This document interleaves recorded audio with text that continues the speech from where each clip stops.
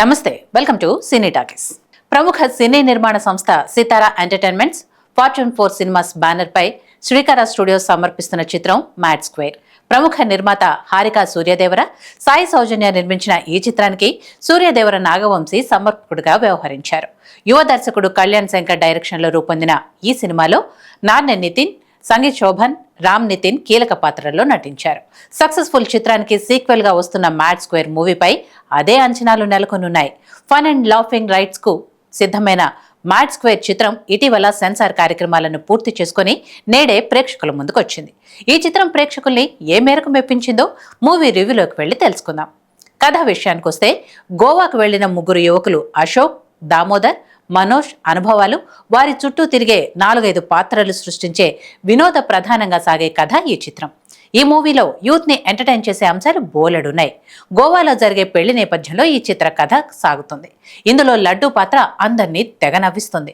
Friend laddu పెళ్లిలో సరదా సన్నివేశాలు ఆద్యంతం ఆహ్లాదభరితంగా సాగిపోతాయి.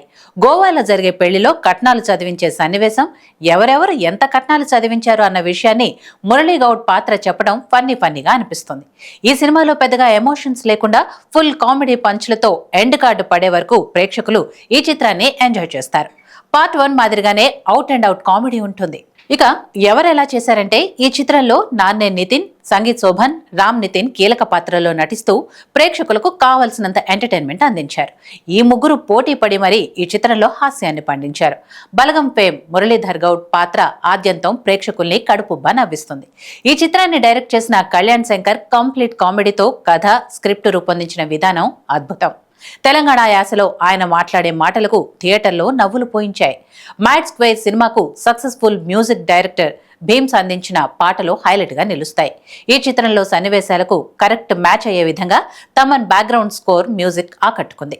సినిమాటోగ్రఫీ చాలా బాగుంది. ఈ చిత్ర నిర్మాణ విలువలు కూడా చాలా బాగున్నాయి.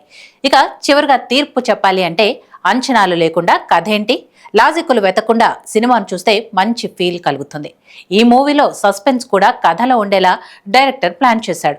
కథ కంటే కథనానికి ప్రాధాన్యం ఉండటంతో సినిమా ఆహ్లాదభరితంగా సాగిపోతుంది.